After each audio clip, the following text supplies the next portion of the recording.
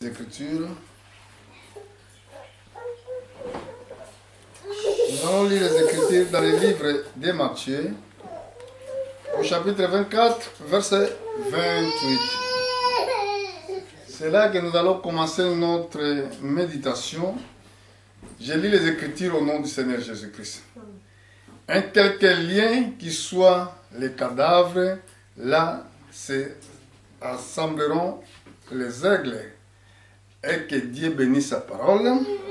Prenez place et asseyez-nous. Que Dieu soit notre conduit.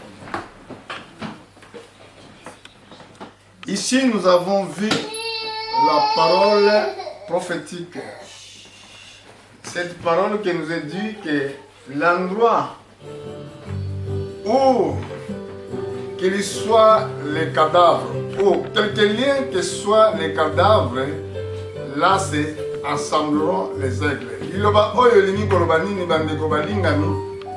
Esika ebembe kufi nde esika nde bampongo bazali kosangana. Yesu alinga kotalisa biso ete esika oyo Yesu azoteyama lokola moto akufaki mpe asekwaki. Esika nde bana na Nzambe ya solo bazosangana. Po ba aigle baza bana na Nzambe. Pona nini aigle? Aigle baza na misu moko ezali puissant. Parce que ndenge toza na mokili awa, tozali na ba promesse, toza na prophétie. Donc foi ekoko kutama kaka esika nde bazokotanga ba promesse ya Nzambe. Ibana na Nzambe o misu na bango ezali komona musika bazo comprendre chaque promesse oyo Nzambe apesi na temps na bango bazo vivre. Yango na awa Yesu étant que prophète, parce que tant que fils de l'homme azali prophète. Alors soki aza prophète yoka liloba lobi esika oyo ebembe kutami nde esika wana nde ba aigle bazo kosangana. Ebembe oyo baza koloba ebembe wapi? Ya nani? Ba aigle bazo sangana wapi? Ba nani ba aigle? Ebembe ezali nani? Ebembe ezali Jésus. Aigle ezali ba élu. Pourquoi? Parce que église obe mutu nyonso na mokili aza kolia kaka na substantif oyo ekufi, ou bien eloko oyo ekufi yango nde moto azali konourrir vie na ye. Po lia ndunda wana fo ekufa mpo na yo lia yango.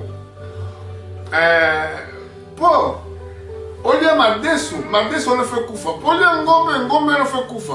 Donc na vie spirituelle pe esengelaki ke Jésus akufa na croix po biso to vivre ndenge Nzambe alobaki na Moïse na tango bana Israël baobima na Égypte. Ayebisaki bango bokokamata mwana pate, bongo mwana pate wana bokoimole banda de soir. Donc mwana pate wana esengelaki baimole, esengelaki balia ye ndenge yango wana Yesu alobaki na bajuif oyo azolia nzoto na nga te, akomela makila na nga te, azali na bomoi kati na ye moko te. Mais awa nalingi natire attention na bato oyo bazoyoka sango malamu na temps ya suka. Parce que esika nde surtout te bazoteya Yesu na façon moko vrai. Esika nde surtout te bazokointerpréter baécriture na façon moko bien. Po Nzambe na biso azali juste na bachiffre tokomona yango. Po Nzambe azali na exactitude na banombre. Yango wana mpona koyoka message prophétique, mpona koyoka sango malamu, esengilaki na biso to trouver réellement un oint de Dieu, vrai envoyé à Nzambe. Yango wana ke liloba la Nzambe eza bisika nyonso te. Bana ba aigle bakoyeba. Ba aigle bakoyeba esika vraie parole ezali. Parce que aigle bazolobila ezali na façon mosusu eza vautour po aza la famille ba aigle.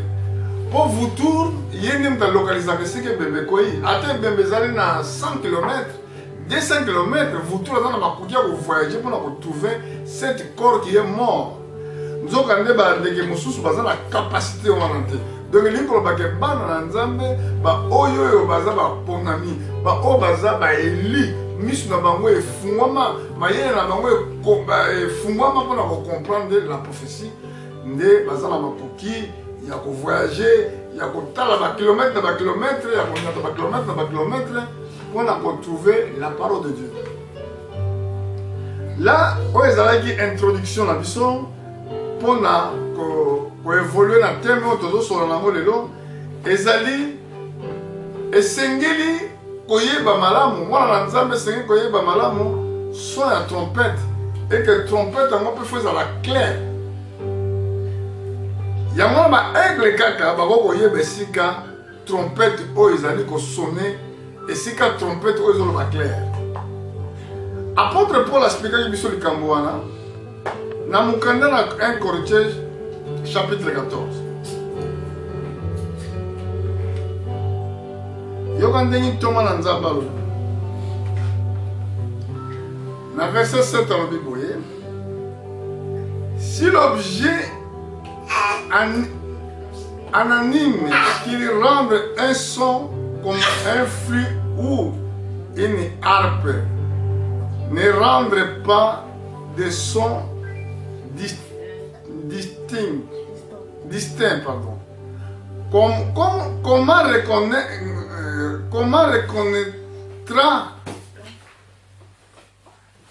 Comment reconnaîtront ce qui était joué sur le flûte ou sur l'harpe? Awa eza mutuna bongo tokiti na verset 8 alobi na biso boye si la trompette rend un son confus qu'elle se préparera au combat. Ozomona ke soki esango malamu ezokeyama ndenge moko malamu te ezokeyama ndenge moko juste te bato bazofungola mabomba miti ekomama na bible ndenge nini lingomba na nzambe ekozala prêt parce que esengeli kokende na combat esengeli trompette ezala clair mpo toza na combat contre le diable. Est-ce que vous me saisissez bien? Vous me comprenez très bien? Combat ezali contre le diable. Sikoyo biso toza na force na biso ezali évangile. Force na biso c'est la parole de Dieu. On a kolonga chaque bataille. On a kolonga chaque combat. Sikoyo esengeli te toyeba message nini ezali na trompette. Donc trompette esengeli sonner clair pour te comprendre les directions. Tokotala ndenge Josué alongaki ville ya Jéricho. Tokena mukanda na Josué na kanisa soki na bosani te na chapitre na yango 7.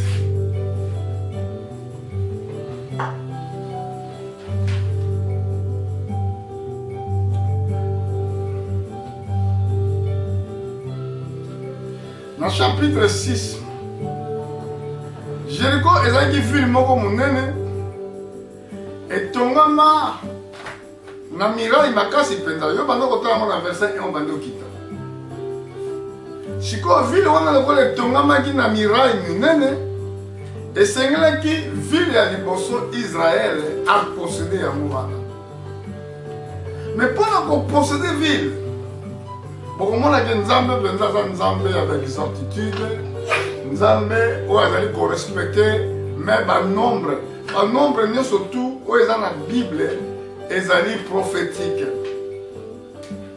Awa nzambe apesi kobandi kooriente Josué boye alobi boye bokotia force ya bato bitumba bakozala liboso epe nsima na bango ekozala banganga nzambe 7 sacrificateur na batrompete na bango bongo arche ya alliance ekolanda nsima bongo peuple nyonso tu bakobanga kolanda pendant que bazala na ville wana esengaki bosala 6 tours mais na mokolo moko bobanda kosala kotourne ville mbala moko. Je ne sais pas si vous saisissez ce que j'ai entendu. Saisissez, c'est très important. Na mokolo moko bokotourne ville une fois. Jusqu'à 6e jour. Na 6e jour, bon, au 7e jour, au lieu de tirer une fois, pour retourner ville, on a 7 fois. Si on a 7 fois, tant que la trompette, oh, la 7e fois, le peuple est crié dans mon macasse, bon, mire au coin. Donc, il y a une orientation solennelle et que le peuple est Seigneur qui a respecté.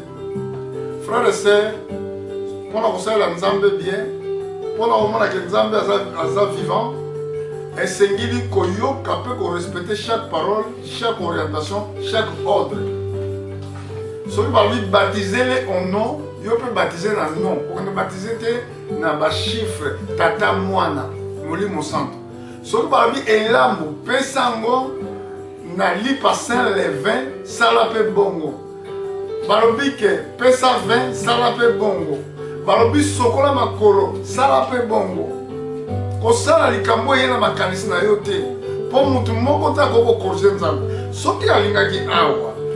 Akwa ko bala ba onke boko tamba boko na ville. Boko posséder ville. Mais après ce qui va mon orientation, orientation oyo, soko tanga ngoka na bo moto ko comprendre tes mystères des années dans quartier. Pour na nini ba trompette ba Nganganza, il faut pas dans la 7. Première chose. Deuxième chose. Pour la Nini, tant que tu es ville, il faut pas sonner trompette. Donc Jéricho, ils ont la typologie à monde. Typologie, où ils ont à Jéricho, ils ont monde. Oh, il y a un monde, création dans le Salamaki, dans 6 jours, et 7e jour, nous avons reposé. C'est très important. Nous avons passé mokili na 6 jours. 7e jour, à se reposer. Alors, regardez un peu. Nous avons une parenthèse. Tu as remarqué Jésus-Christ a fait vendredi et hasard. Jésus-Christ était mort vendredi soir. Pourquoi vendredi? Parce que vendredi, c'est le jour que Dieu avait créé l'homme. Mais Adam, il a péché mercredi. Oh, ça c'est révélation. Adam a péché mercredi. Pourquoi mercredi? Parce que c'est un jour il y a famille. Alléluia. Et c'est un jour il y a famille mercredi. Parce que le jour où on est en go, nous avons passé la grande lumière. Asalaki moi, Asalaki Sanza, Asalaki étoile. Et que Satan il savait. Et que jour où on a, et ce jour on est béni pour la famille. Il y a un moment où on arrive au Québec mercredi. La famille m'a bon de la rater. Jour à mercredi, tu as remarqué que ça m'a pas la mine pour faire mercredi. Bon, mais on a la chiffre. La confusion mine dans le couple dans mercredi. Parce que dans le jour où on est toujours. Mais Jésus, pour sauver mon tout, et c'est Seigneur qui a fait le même jour être aimé à qui créé. À ce quoi qui, premier jour de la semaine, nous allons le dimanche. Pourquoi premier jour de la premier jour de la semaine? Parce que c'est le premier jour de la création. Donc Dieu, quand il a commencé à créer la terre, il a commencé à faire ça aujourd'hui, dimanche. Donc le Seigneur qui était, le corps de Jésus-Christ, avec le premier fruit à création, il y a un que le Seigneur qui est assez quoi dimanche pour la qui s'appelle œuvre évangile et bandé qui mourouana. Moussala a posé et pour ça qui doit poser à Sangmaramu et bandé qui après la résurrection. Parce que Nathan Gouan a un ordre de mission et pour ça qui pour être évangile comme dans la nation, pour être évangile comme dans mon kili. Mais l'autre chose de la Jéricho, frères et sœurs. Et ça termine la bisoté, tu peux le regarder comme moi parenthèse. Jéricho, ma trompette, oh il y a ma sakoli, ma nagi set. Tu comment la paix? Image on a, l'Apocalypse chapitre 1. Tu comment la bango, yes na maboko na yazaki na 7 étoiles. Alors, on dit 7 anges. Donc, le chiffre 7 a n'a pas d'évangile. Évangile, oh, ils ont pressé dans la nation. Évangile, oh, bien, vous et qu'on est dans cette période de la création. Évangile, oh. Et on a vu que nous avons juste dans le nombre. Et qu'on est dans cette période de la création. Ça veut dire quoi? Et lui, depuis nous avons fait Mokili, nous avons commis dans la 7e période, il y a un monde qui existe. Comment tu vas tirer les chiffres? Nous avons tiré les chiffres. Tout ça, on calcule. Nous avons dit le mot. Comment on entend, nous avons fait Mokili. Comme dans l'époque, il y a Adam. Jusqu'à l'époque, il y a Abraham. Et ça, Mokili est passé dans 2000 ans. Comme dans l'époque, il y a Abraham. Dans l'époque, il y a notre Seigneur Jésus-Christ. Et passé qui 2000 ans. Donc, quand on a 2000 ans, il y a le temps où il y a Adam. Quand on a 2000 ans, dans l'époque, il y a Abraham. Dans Jésus, ça nous fait 4000 ans. Comme on a le temps où il y a notre Seigneur Jésus-Christ. Comme on a le temps où il y a Bissot, et ça dit 2000 ans. Ça nous fait maintenant 6000 ans. Écoutez la terre. Et ça très important. Et ça très important, vous devez le souligner.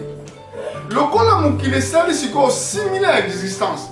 Dans la scientifique, je prêche la parole de Dieu. Le cas qui est sali, 6000 ans d'existence. Donc, c'est le dernier millénaire. Oh, tu as un il y a un message prophétique, il y a le temps de la fin. Alors, sacrificateur, oh, il y a une trompette, Nathan, il y a Josué, il y a touré ville, il y a porter, il y a sonner trompette, il y a sonner trompette. Donc, dans d'autres termes, trompette, ezali évangile, bazote ya évangile, avant même destruction il y a ville. Donc ça veut dire église de Dieu vivant et qu'on prêchait, on va messager va passer déjà cette période pendant qu'on prêchait mokili, pendant qu'on bon la motema avant même destruction mokili salama. Alors toujours la œuvre souverain sacrificateur. Souverain sacrificateur. Oh, Nzambe a pensé comme loi là-bas en Israël. Azalaki kokota un lieu très saint parce que le temple est divisé en 3 parties. Première partie à temple est parvis. Et deuxième partie à temple est lieu saint. Et troisième partie à temple est lieu très saint. Bongo, ils divisé ndengeni. Ils divisé boy. Souverain sacrificateur, quand ils ont droit, pas n'importe qui. Pas n'importe qui. Quand souverain sacrificateur, ils ont droit, il y a accéder dans le cadre, il y a lieu très saint. Mais nous avons n'a pas vie, ils ont kaka peuple. Bongo na lieu saint, ils ont kaka n'a sacrificateur. Mystère on a noté on a ndenge belo expliquer on a ndenge il y a soleil tu expliquer on a ndenge il y a lune l'autre expliquer on a ça parce que l'église attend de la fin et l'église vous en a tellement la connaissance extraordinaire selon le prophète Daniel Daniel seul 7 livres jusqu'au temps de la fin plusieurs alors les liront et la connaissance augmentera. Alors, souverain sacrificateur, on a le droit de faire expiation pour le peuple. Ndé yé azakozwa ba bouk mi balé, ba bouk wana ko tirer sort, moko azakozala pona expiation, moko azakozala pona Azazel. Azazel azaki ko loba boye, bouk oyo bakende ko relâcher na désert. Parce que dans le désert, ils ont des moments avec la combo, il y a Azazel. Alors, ndenge nini souverain sacrificateur azakosala akokamata buku wana akokonfesaka masumu ya peuple akokonfesaka masumu ya libota liboso na buku oyo ntango asili kokonfese masumu akati ekingo ntango akokata ekingo azwi sikoyo makila na ye ake nango na lie très saint au-delà ya voile parce que ezalaki divisé na bavoile donc ake sikoyo na lie très saint esika oyo arche ya alliance ezalaki na kati ya alliance ezalaki na 10 commandement ya Moïse ezalaki na lingenda ya Aaron ezalaki na man na kati lelo toza na ntango opesa explication nyonso to te azosala expression ya makila azotala na orient esika soleil ebimaka azosala yango 7 fois bongo ezalaki par hasard eke nzambe aloba na Josué okoture ville banda 6 fois i 7e jour bokoture yango banda 7 fois ezalaki plus de travail na 7e jour donc yango elingi koloba ke eza plus de travail na dernier âge de l'église eza na plus de travail plus de messages plus de révélation na dernier âge de l'église eza ndenge moko na ba âge mosusu te âge oyo toza yango eza l'âge le plus difficile parce que masumu nyonso eza concentré na âge oyo yango sikoyo esengilaki ete bango batura yango 7 fois que voulait dire 7 fois donc message nyonso to oyo etikalaki na baperiode mosusu oyo basakoli mosusu baprêchaki te oyo bato ozwaki révélation te oyo tozwaki nango connaissance te na age oyo to ekozala révélé voilà pourquoi Israël baturaki yango ville à Jéricho 7 fois Jéricho ezali synonyme ya monde et basacrificateur basali na nzambe oyo nzambe azokoutilize na baperiode nyonso tu oyo église ezoleka message nyonso tu oyo basakoli bateyaki kobanda ntango bapaul bapierre tina ntango biso toteya alors na 7e période ya église eke message nyonso oyo ebombama ekozala révélé yango tozorévélé makambo oyo yango tozoteya makambo oyo mais trompette ezali nini trompette ezali nouvelle erreur le peuple qui connaît le son des trompettes toza na mokanda na psaume chapitre na yango 89 verset 16 89 verset 16 totanga makolo ndenge elobi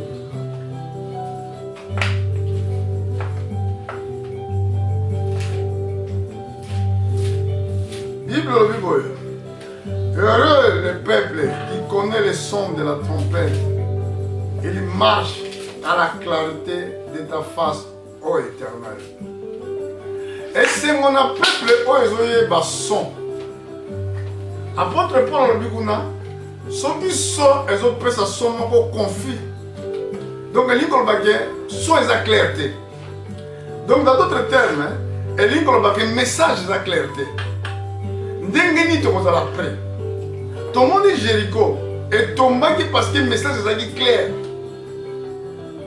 ntango bakomaki na 7e jour peuple mpe egangaki te bazelaki ke batura yango jusqu'à 7e fois ndenge ilobaka nzambe elobaki nde peuple egangi ntango peuple egangi mire ya Jéricho ekweyaki tu ekweyaki mura ekweyaki na makofi te na babeton te ekweyaki yango moko na puissance ya nzambe donc monde oyo ekozala secoué na ce dernier âge ya église eke ntango message oyo tozoteya dernier âge de l'église ntango ekosila nzambe akofrappe mokili oyo mokili ekozala frappe bible elobi mongongo wana oyo egangaki autrefois na désert ekoganga lisusu na ntango oyo ekoningisa kaka se te ekoningisa kaka ngomba te mais ngongo wana ta koganga ekoningisana likolo na se. Likolo na se ekoningana. Likolo ekolongwa lokola ndenge balongolaka kitoko ekofungwa boye. Ndenge apôtre Paul azoexplike biso yango na livre ya Hébreu. Tant eza mabe. Esengeli na bino oto peuple ya Nzambe koyeba son ya trompette. Son ya trompette eza évangile. Son ya trompette eza évangile. Évangile faut être clair. Prédicateur teya clair. Toye na église mpona koteya makambo ya misolo te, toye mpona koluka bagrade te, toye mpona koluka makambo mosusu te, toye koluka bomoi na seko. Tolingi tovivre éternellement. Mpona bato bato ya Saint-Esprit, esengeli bayoka vraie parole. Mpona bato bapambulama, esengeli bayoka vraie parole. Mpona bato babikisama, ekokaki bayoka vraie parole. Yango wana babi esengo na peuple oye qui connaît les sons de la trompette.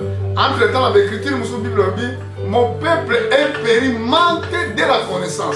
Mais ce que le peuple là, la Bible dit, il connaît les sons, il connaît, il comprend les sons. Dans d'autres termes, bazali ba aigle, oyo ba yebi esika cadavre zali, oyo ba yebi ko localiser esika cadavre zali. Oh, et c'est mon onde de la ngai. So ko yeba ko reconnaître les cambois. So ko yeba ko localiser ouvre parole et prêcher. Na yena mukanda na Ézéchiel. Lelo na ozala molaite. Mais Ézéchiel na chapitre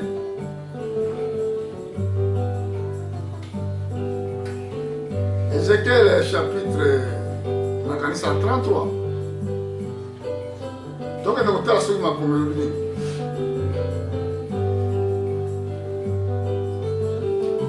Il y a une Bible, verset 6, chapitre 33, le Bible. Si les sentinelles voient venir l'épée, ils ne sonnent pas la trompette.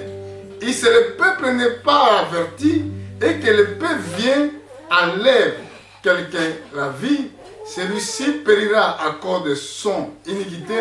Mais je redemanderai son sang à la sentinelle. Et toi, fils de l'homme, je t'établis comme la sentinelle sur la maison d'Israël. Tu dois, et ça l'impératif, écouter la parole qui sort de ma bouche et l'avertir de ma part.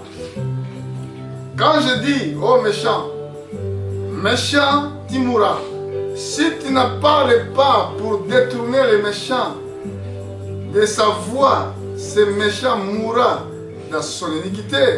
Et je demanderai son sang. Mais si tu avertis les méchants pour détourner à sa voie et qu'il ne détourne pas, il mourra dans son iniquité et toi, tu sauveras ton âme. Ah, on va l'exhiber son sens et la trompette. Trompette est parole de Dieu, parole de l'évangile. On doit prêcher les héros. Ce que ce que nous avons dit dans notre mabe, ce qui est paix, et y a mboka, et bomi bato, et que na mboka on a sentinelle à Zalaki. Avertir le peuple, sentinelle à cause de la responsable de la makila bato na kofi. Mais bato na Ézéchiel a pas mis yo mwana na moto. Na sali qui ose la sentinelle na maison d'Israël. Tant on y se voit kaliloba. Tant on y se voit kaliloba na parle na ngai. O vertige bango. Soki ngala lobi ke na mutu mabe. O ke mutu mabe okokufa. Mais soki yo kebisi mutu mabe wana te. Abon wana nzana e mutu mabe na kokufa pa sali masulu c'est vrai. Mais ngala ko tuna makila pa sentinelle. Pona nini yo yebisa ki mutu wana te. Pona nini opekisa ki ete. Ya mwana bazo benga son ya trompette. Trompette c'est l'évangile. Et ça pour avertir l'église qu'il y a un danger qui arrive. Et ça pour avertir l'église qu'il y a un problème qui arrive. Boy Bible lobi boy. Mutu mabe wana kokufa na mabe na ye. Mais yo sentinelle. Obikisi bo moya yo. Yango un pasteur. Yo musakole, yo prophète. Vous avez la responsabilité. pour être ce qui message est terrible à la montée. Ce qui va travailler qui bien été. Ce qui sont la vie qui confient. Il y a pas besoin de responsable de maquiller la vie à battre. Apôtre Paul a dans le livre Acte, alors qu'il y a la tête d'une vérité. Et que maquiller la vie non. Et que vous avez été en machine dans tout le monde. Donc quand il prêche la parole de Dieu, frère Bango, aux aïe du coronavirus, aux aïe la responsabilité, il y a maquiller à battre. Aux aïe la responsabilité à maquiller à battre. Le Seigneur a pénétré bien les cambois. Tous les sakana, na oyo, tu es bien monté que c'est la responsabilité. Tous les sakana musala oyo, pour te donner battre. Et là, on a nzamba au sang, un faux prophète. Bah, on va te qui s'en malam na nenya soloté. Bah, on va te qui a mon pona gagner mes solo. Bah, on va te qui a mon pona gagner le kumu. Bah, on va te qui a mon pona koluka ba bien-être na bango. Parce que bah, ça va responsable, bah, vie à bateau bah, donc Seigneur aide-nous. Kola sunga biso. Kola sunga biso. Parce que ton monde trompette, et ça image évangile. Mais l'image évangile, il faut que ça soit clair pour préparer à se préparer dans le combat. Pour que les Seigneurs, na balle dans Nzambe, ou bien na peuple, on va y avoir trompette. Si on sonne une trompette, ils ont pris ça somme qu'on confie. Ils ont pris ça somme qu'on clarté. Comment c'est possible? Et que le peuple Oyo va vous aller prêt pour le combat. Si on a pas de le verset na biso suka. Bible lobi boy. Yo mwana na moto. Ngana tio mukengeli.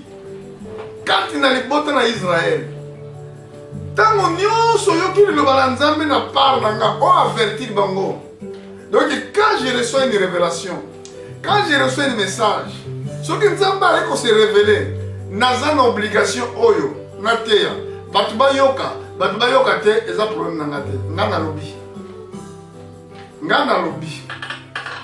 Soki mutaboye kondima.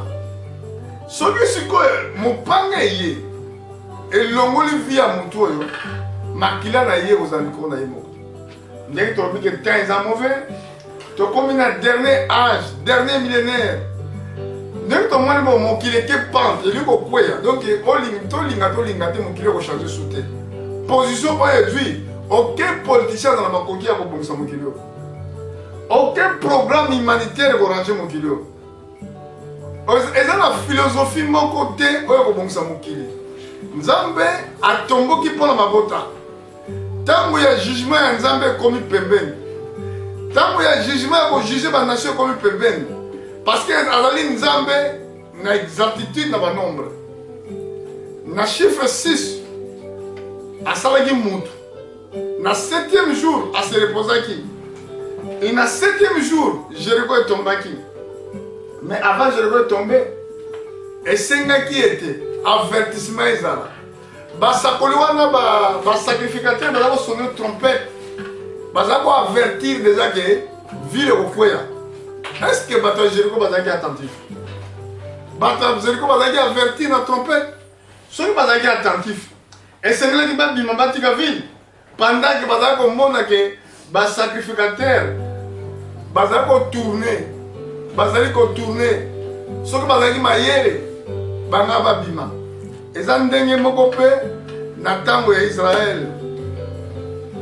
Yesu alobaki ntango bomoni Jérusalem eza cercle na armée oyo azali na ville abima, oyo azali na libanda ya ville akota su na ville te. Mais Israël na l'an 70 bazalaki attentif te na message prophétique. Pendant que force romaine a cercle ville, ba juif batikalaki na kati ya ville, bazalaki attentif te.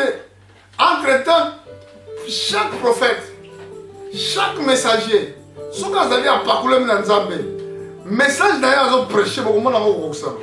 Nazo regrette bato mingi bazobima, bazozwa responsabilité ya kokosa bato. Oh, 8 jours, 3 jours ekozala molili, wapi molili yango?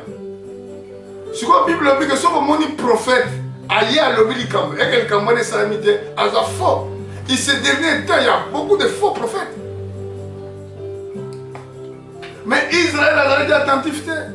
pendant que force romaine ezali kotoure ville bavandaka na kati ya mboka bongo na la 70 frères tanga histoire ya église okomona massacre nini baromain basalaki na Israël okomona basi ya zemi oyo badeshiraki mabumu na bango na bana na kati lelo bazolobela crime de humanité crime contre l'humanité.